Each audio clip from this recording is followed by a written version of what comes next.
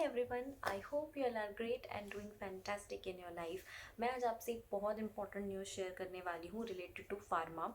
Recently WHO ने एक report publish की है और उसमें उसने 4 कप सिरप को अलर्ट इशू किया है। These cup syrup was manufactured by Indian company called Maiden Pharmaceutical which is based at Haryana. WHO ने कहा है कि इन कप सिरप को कंज्यूम करने की वजह से 66 गैम्बियन बच्चों की मौत हो गई है बिकॉज इस कप सिरप में पोटेंशियल है फॉर अक्यूट किडनी फेलियर। ये 4 कप सिरप हैं: Magrip and cold cough syrup, pack of baby cough syrup, Kofexmalin baby cough syrup, ट्रीमेथोक्सिलिन ओरल सोल्यूशन। WHO ने एक्सप्लेन किया है कि जब उन्होंने सैम्पल एनालिसिस किया इन कप सिरप का तो उनमें पाया गया है कि 2 compound ethylene glycol and diethylene glycol which are toxic for human consumption are found to be above than acceptable limit. Unacceptable amount of these compounds lead to effects like headache, diarrhea, disturbance in mental state, uneasiness or problem in passing the urine, and also the kidney failure which can lead to death. WHO ने कहा है कि सभी बैचों को unsafe consider करना चाहिए जब तक लोकल अथॉरिटी इस पे अपना इन्वेस्टिगेशन या एनालिसिस नहीं कर लेती। WHO ने 29 सितंबर को इंडियन अथॉरिटी को ये information the and Indian authority यानी सीडिस्को ने इमीडिएटली इस पे एक्शन लिया और उसने अपनी लोकल अथॉरिटी हरियाणा अथॉरिटी के साथ मिलकर इन्वेस्टिगेट किया इस प्रॉब्लम को। और जहाँ पे पाया गया कि अभी यहाँ पे जो प्रोडक्ट मैन्युफैक्चर हुए थे इन 4 कप सिरप्स के, वो सिर्फ गैम्बिया में ही सप्लाई हुए हैं, इसके अलावा और किसी कंट्री में सप्लाई नहीं दिखाई गई।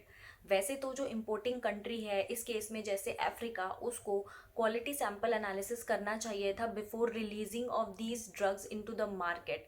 But most of the time क्या होता है, जो मुझे लगता है कि अफ्रीका जैसी अंडर डेवलपमेंट कंट्री जहाँ पे बहुत ज़्यादा डिमांड है इस टाइप की चीप मेडिसिन की, जहाँ पे बहुत ज़्यादा पॉपुलेशन है और डिमांड बहुत ज़्यादा है, और वहाँ पे जो उनके पास एक्सपेंस है करने के लिए मेडिसिन के ऊपर वो बहुत कम है, और वहाँ की रेगुलेशंस जो है मेडिसिन या ड्रग को लेकर वो बहुत ज़्यादा रिलैक्स्ड हैं या बहुत ही नेग्लिजिबल है। तो मोस्ट ऑफ द कंपनीज क्या करती हैं कि ना उनके जो भी प्रोडक्ट्स होते हैं, जो भी फार्मास्यूटिकल प्रोडक्ट्स होते हैं, वो जो थोड़े चीप क्वालिटी के होते हैं या जो उनको पता है यूरोप US जैसी बड़ी कंट्रियों को वो नहीं सप्लाई कर पाएंगे बिकॉज ऑफ सर्टन रेगुलेशन जो वहाँ पे इतनी स्ट्रिक्ट हैं, तो वो इस टाइप की कंट्री को टारगेट करते हैं। उनको पता है यहाँ पे बहुत ज़्यादा डिमांड है और यहाँ की रेगुलेशन बिल्कुल भी स्ट्रिक्ट नहीं है, तो वहाँ पे इजीली सप्लाई करते हैं।